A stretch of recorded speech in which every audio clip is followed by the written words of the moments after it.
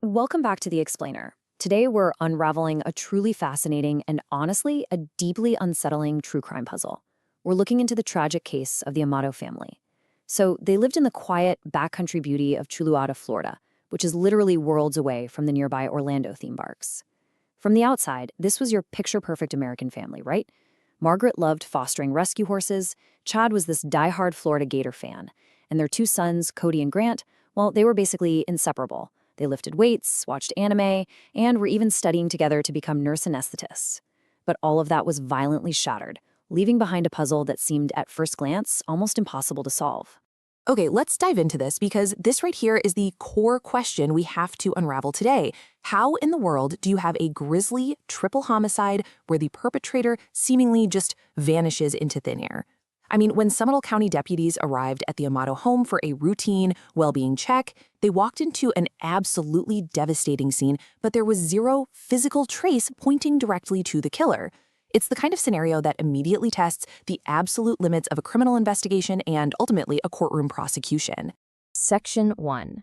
A staged triple homicide. So, picture this. Let's look at exactly what detectives Eva Marie Moltari and Danny Anderson actually walked into, because it was bizarre. Margaret was found at her desk. Chad was in the kitchen, still with his lunch bag, and Cody was in a doorway. There was no sign of forced entry, and nothing of value was taken. But the clues left behind, they were incredibly clumsy. So there's a pistol placed right next to Cody and a holstered gun found on Chad's right hip. But here's the catch. The holster on Chad was actually put on completely backward for a right-handed shooter. And even crazier, the bullets that killed the family didn't even match the gun left next to Cody. It was clearly this poorly staged murder-suicide scene meant to look like Cody and Chad had gotten into a deadly fight. The killer made some really sloppy mistakes, but somehow they managed to pull off something else entirely unbelievable. And this brings us to a mind-blowing detail, something the defense would later champion as their crucial point. There was an absolute, complete lack of physical evidence linking the surviving son, Grant Amato, to these deaths. When detectives finally tracked Grant down to a nearby hotel, he was just wearing scrubs. They searched his car. Nothing. No blood, zero DNA, no murder weapon. Zilch. It completely baffled the investigators. How could a scene so unimaginably bloody yield a suspect so incredibly clean? Well, without physical evidence, we have to start looking for a motive. Section 2. The $200,000 obsession. 200 grand. That staggering number was the dark secret Grant Amato had been hiding. He had developed this deep, all-consuming infatuation with a Bulgarian cam model named Sylvie on a thriving internet sex site. And we're not just talking about casually chatting here. He was buying her lingerie, sex toys, and paying for all these explicit private shows. He was sometimes dropping $1,000 to $2,000 in a single day. In his mind, they were in a completely real, legitimate relationship. Now, an obsession like that doesn't just happen overnight.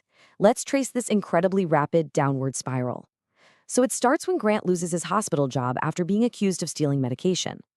Confined to his house, he basically becomes a computer guru, just diving deep into gaming, and that's when he finds Sylvie online.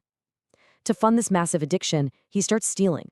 First it's just from his brother, but then he moves on to his parents' credit cards, forging signatures and literally taking out a fake line of credit on his parents' mortgage. His family, desperately trying to save him, actually sends him to a behavioral health clinic down in South Florida. But Grant bails. He leaves after less than 2 weeks, and this all culminates in a final, deadly ultimatum dinner. His father lays down the law. Get a job, get off the internet, and never, ever talk to Sylvie again, or you're kicked out of the house for good. Well, Grant broke that rule the literal next day, and what followed was an ultimate high-stakes showdown. Section 3. Inside the interrogation room. So now, detectives find themselves in this desperate cat-and-mouse game. They bring Grant in for a grueling 8 to 9 hour interrogation. And remember, because they have absolutely zero physical proof, they do something that's a completely standard legal technique. They lie to him. They bluff.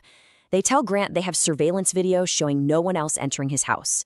They tell him they've got his fingerprints on the shell casings. But despite this incredibly aggressive bluffing, Grant remains completely cold, withdrawn, unmoved. He never cracked.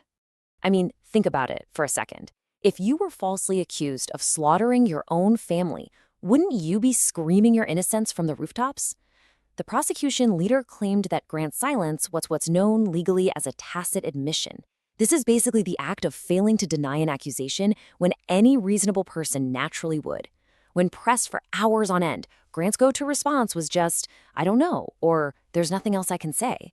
To the detectives, and obviously leader of the prosecution, not explicitly shouting, "I didn't do it," when accused of murdering your entire family is an incredibly damning kind of silence. Running out of options, the detectives play their absolute last card.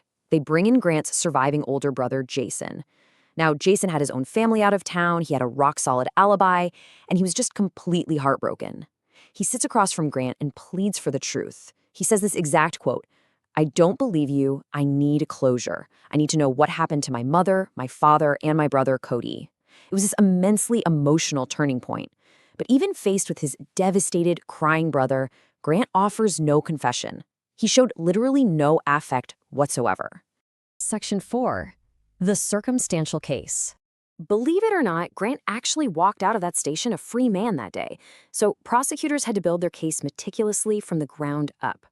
Prosecutor Stuart Stone laid out this chilling, rapid-fire timeline of Grant's actions. After allegedly staging the murder scene, the state argued Grant went to horrific lengths just to get back online. The evidence showed he actually used his deceased father's finger to unlock Chad's phone via the fingerprint scanner. Yeah. He then accesses a banking app, adds his own PNC Bank checking account, and transfers funds over. Just a few hours later, at like 3 or 4 in the morning, he's sitting in a public supermarket parking lot, using that stolen money, $599 to be exact, to log on and see Sylvie. Facing down that compelling narrative, defense attorneys Jared Shapiro and Jeff Dowdy focused heavily on what the state did not have. Their strategy was super clear. Remind the jury constantly that there is zero physical evidence here.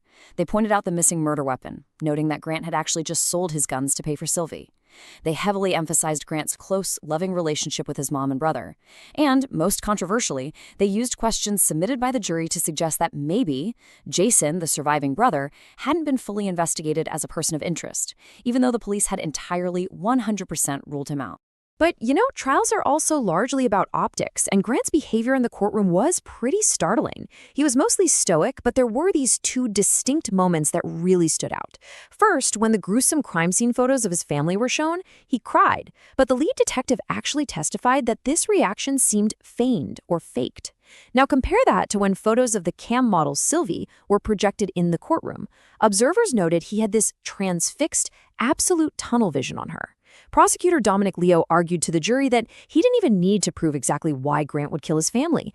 They just had to look at Grant's face when he looked at Sylvie to see the deadly obsession right there.